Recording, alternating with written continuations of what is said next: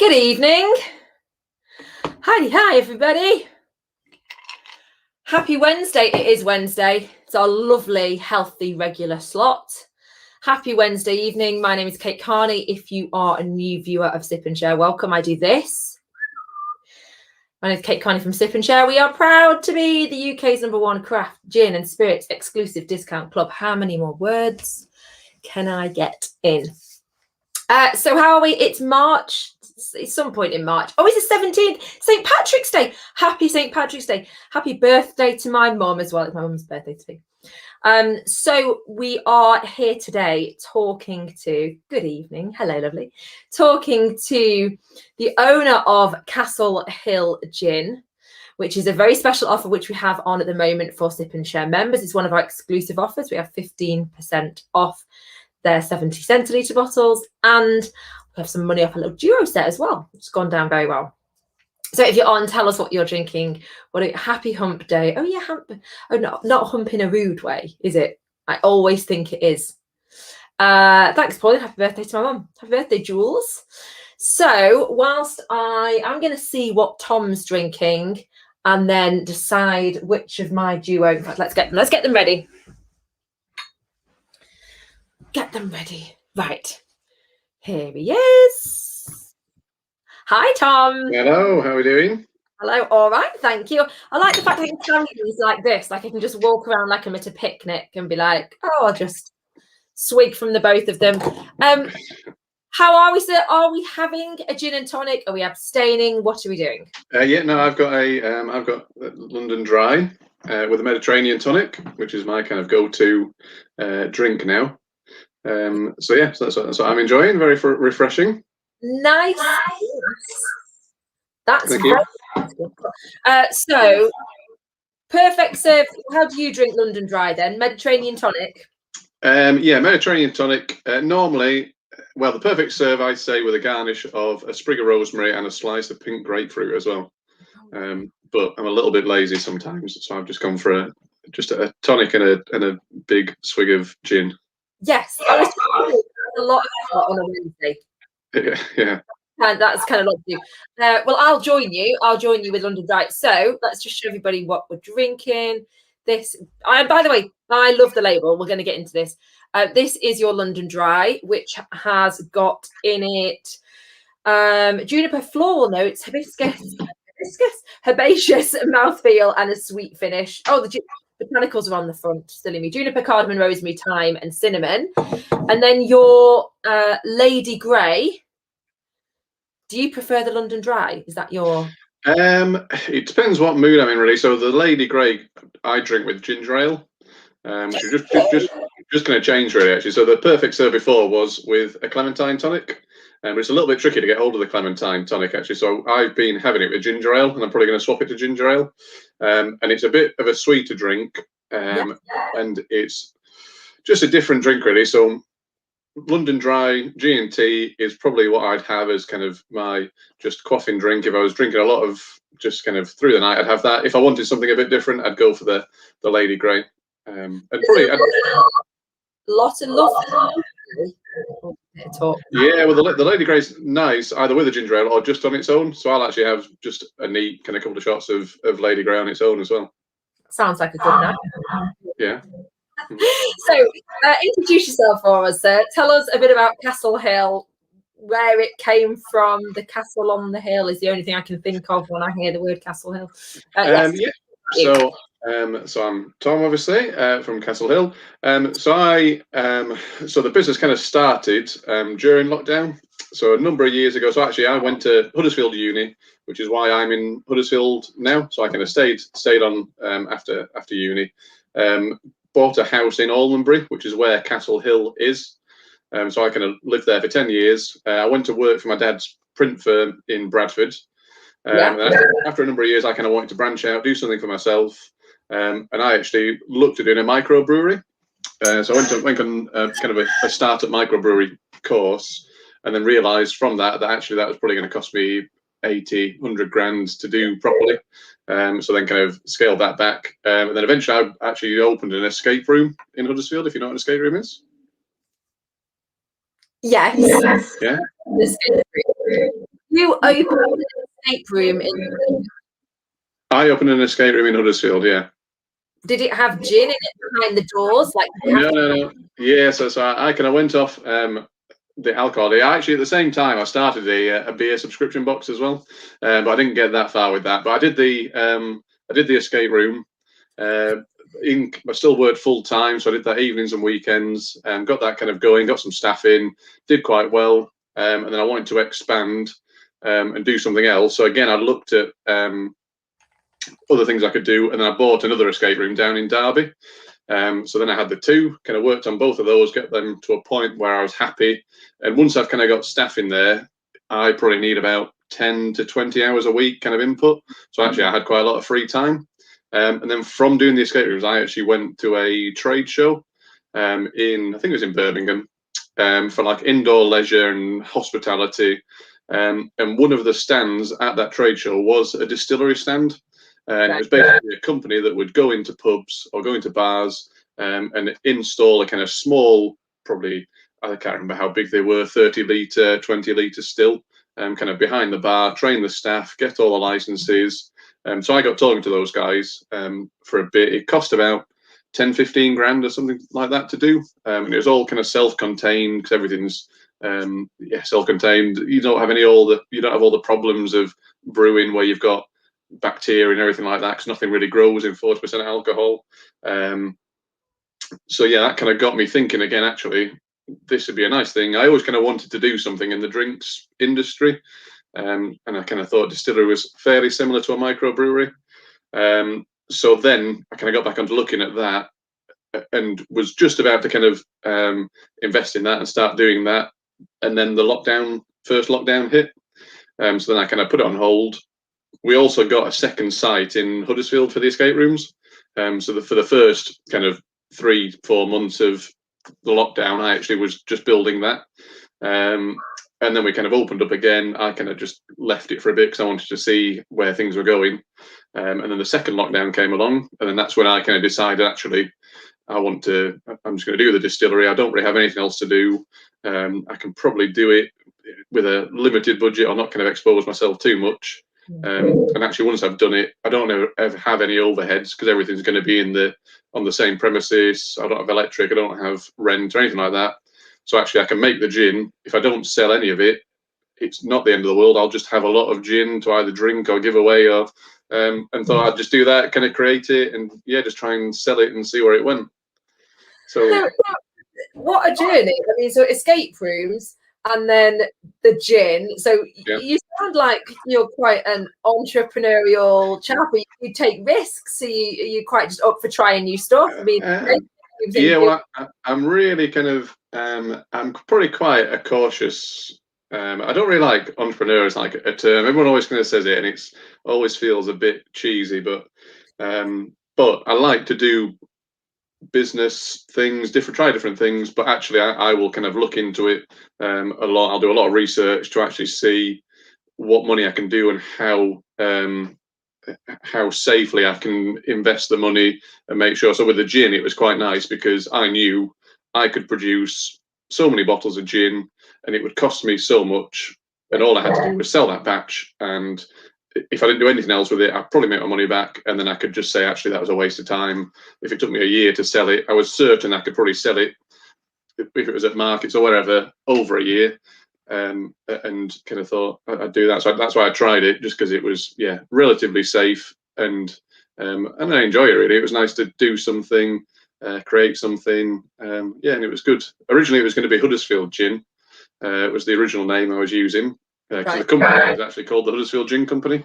But then when we're kind of speaking to people about branding and about the names and everything, they said, actually, you might want to rethink about looking at just calling it a place name, just because it might restrict you when you grow a little bit more. This was speaking to other distilleries that had kind of done similar things. So then started thinking about what would be kind of synonymous with Huddesfield, and Castle Hill is the kind of landmark of Huddesfield. Anyone that in the local area that hears Castle Hill will know it is, will know it's Huddesfield. Here's my full-size bottle. So it kind of came Castle Hill, and really glad I kind of changed it and went with that name. Just I think it works for if I did want to go further afield, if I wanted to go completely different market somewhere else. I think it'd still work. It's a nice kind of sounding regal name, and yeah, so I think it works well. So, how are you feeling your time at the moment? Are you still doing the escape rooms? Well, we had to close. Yeah, so I've still got the escape rooms, but we had to close on the 23rd of March. We reopened on the 4th of July, I think, and then we had to close again. I think end of October. Yeah, I think we closed pretty much on Halloween, and then we've been closed ever since then. So we're actually allowed to reopen on the 17th of May, which is actually when my wife's pregnant at the minute, so she's due that week. So and it's going to be a bit of a nightmare because of a chunk of my staff are kind of students and I don't know, people that do kind of other kind of freelance stuff, so they're all fairly flexible. But then I've got students that have kind of left now because it's been closed for a year, and I've not had the opportunity to kind of get new. Normally, if someone left, it wouldn't be the end of the world because I'd just get another person on, train them up, get them going, and I'd always have kind of people coming and going as students kind of come and go, and people kind of decide what they want to do. But now I've kind of got a chunk of people that have gone, so I have to get a chunk of people in as soon as we reopen, and it's going to be a bit of a nightmare with that and a new baby and everything else. It's going to be a challenge, but should be good. So you've worked a distillery. I'm not sure if you can hear why it sounds. You've worked with a distillery house, haven't you, to make this gin, and you're on your journey to doing everything in house. Is that right? Yeah. So basically, we were going to buy all the kit up front before the first lockdown. Right. So I was going to spend a chunk of money, buy it all, get it all in, teach myself it, do some courses, or go somewhere to do a course and kind of learn it all. Then the lockdown hit. I decided actually I don't want to spend that money, and kind of looked at other ways around it, and whether I knew there were other distilleries that they've got the kit, they're probably not using it 24/7, and whether I can use their equipment. So I kind of approached a few kind of local distilleries, talked to them about it, and then decided to kind of work with one of them. So I got them to help me with the recipe, and then they kind of helped do the first kind of couple of batches. I'd kind of go over, kind of use the equipment with them, bottle it, label it, do all the work really, but kind of had them to help guide as well. And then now we're kind of just buying the still to bring it in house as well. So we should be doing everything kind of in house in the next few months. It's just kind of licensing really now and getting everything sorted. But yeah, probably a couple of months it should be producing in house. So that's one portfolio there. Escape rooms. So tell us, talk about the well, actually, in for the gins, I actually was only ever going to start with the Lady Grey tea gin. Okay. So in Allenbury, where I used to live, there's the Tea Room Tea and Cake, which is kind of reasonably well-known tea rooms in Huddesfield, and they do all their own kind of bespoke teas and tea blends. So we'd go there because it was just round the corner from where I used to live. And Lady Grey tea, if you know what Lady Grey is, it's basically Earl Grey but with lemon and orange as well. So this particular tea blend, it's actually lemon peel and orange blossom, are the two kind of added botanicals in the tea to make it Lady Grey. I didn't know that. Okay. So it's a little bit more of a floral, kind of lighter tea than Earl Grey. But yeah, Earl Grey and Lady Grey are probably my favourite types of tea. And I kind of always had the idea of I wanted something flavoured, but not so much a fruit gin, kind of to start off with, something a bit more unique. I mean, there are a few tea gins out there, but I hadn't seen a Lady Grey tea gin before. So yeah, kind of decided actually that's kind of my favourite tea. Tea botanicals are similar to gin botanicals and the way the kind of drinks kind of work, and thought it'd be a nice pairing. And the tea gins that I'd tried previously, never really had. I never kind of felt they had a load of tea. I mean, I've only tried a couple to be honest with you, but and I kind of wanted something that was really a kind of full-bodied tea gin that you could definitely taste the tea, taste the botanicals, and that's kind of what we went for. And then when I was creating that one, I actually kind of started to panic a bit and think, actually, are people going to want to drink Lady Grey tea? Because most people probably don't really know what Lady Grey tea is anyway. I started panicking and thinking, actually, am I better just doing a London Dry, just because it'll probably be easy to go to people, try and sell a London Dry to someone, because most people, if it's a bit of a wacky London Dry, people are still probably going to find it okay, and you kind of know what you're getting with a London Dry. And then thought, actually, maybe I should just do the London Dry. And then in the end, decided to just do both and just see which one actually sells kind of over the other one, really. And what else I think the Lady Grey, if people were brave enough, I think the Lady Grey probably would actually sell better than the London Dry. So I get this. The Lady Grey is a bit of a Marmite type drink. So I get some people that absolutely love it and it's their kind of absolute favourite drink from now on.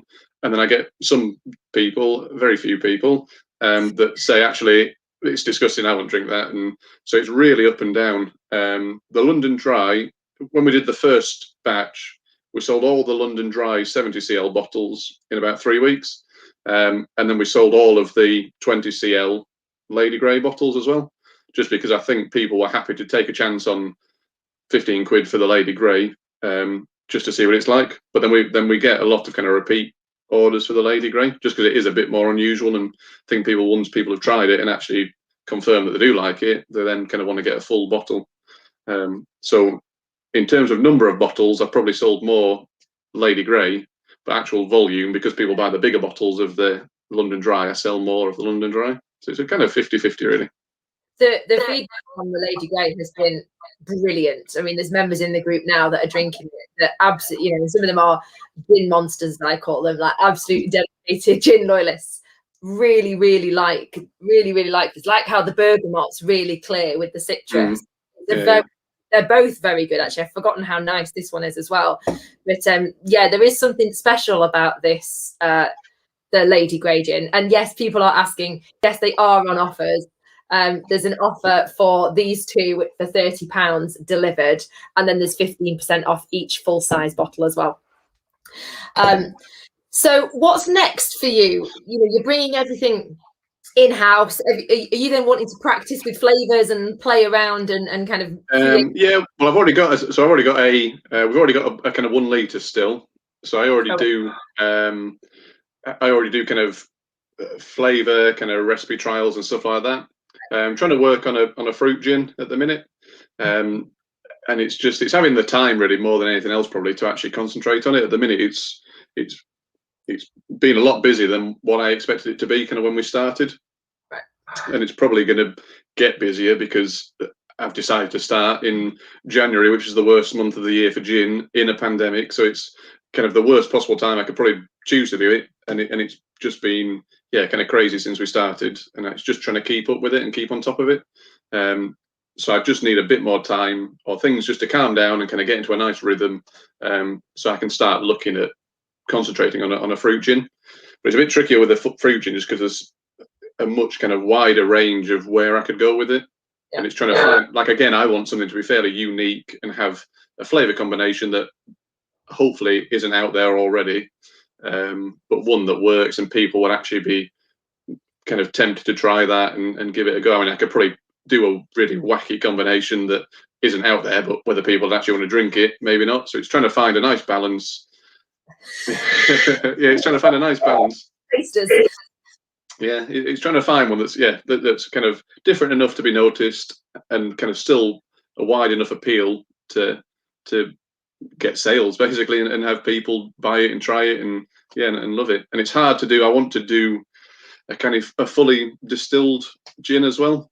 So rather than adding any flavors in afterwards or macerating afterwards, I'd prefer it to be a fully distilled gin, just because it feels a bit more authentic. It feels a little bit like cheating when you're adding in the kind of the colourful fruits and syrups and stuff afterwards. So I prefer it to be fully distilled, but it's tricky getting. You have to have really strong botanicals or a lot of them to get the flavour through to the final product then. So just to make the nicest product, it might have to have some kind of essence added in afterwards, or some kind of fruit put in it to macerate for a couple of days or something like that afterwards. So it's, again, there's a lot more kind of playing about with that kind of side of things. So it's just having time to concentrate on playing about with it and seeing where we go. And you're about to have a baby. What was that, sorry? You're about to have Oh yeah, baby's come along soon. So you've got on your hands. Your partner, drink gin? She doesn't actually. No, she doesn't drink. Oh, right, okay. That's for yourself then.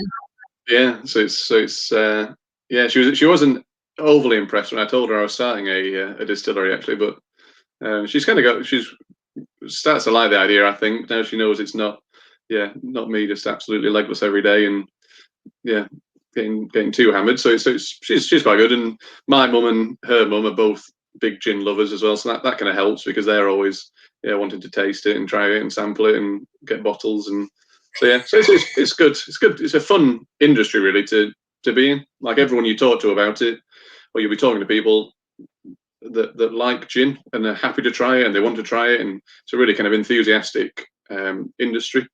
So it's being good. It's kind of what I wanted really from starting it. Good. Well, distillery. I don't know why the back. Here talk about. So it all comes out. Baby comes along. Everything goes swimmingly well. And then you'll be exploring, and we will be here when you launch your fruit gin, in whatever shape and form that looks like. At Sip and Share, we will absolutely be up for tasting it. We'll do an event. We can do an offer, whatever, to help you promote the new baby of yours, basically. Yeah, that'd be good. Yeah.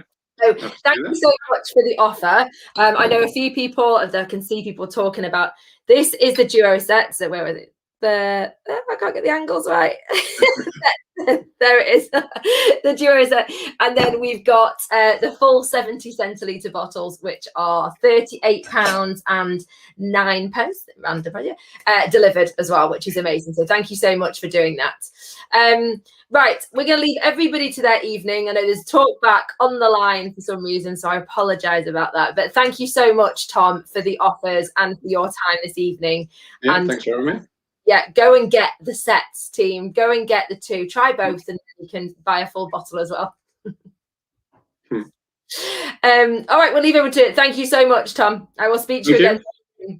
Cheers. Thank you. Bye-bye.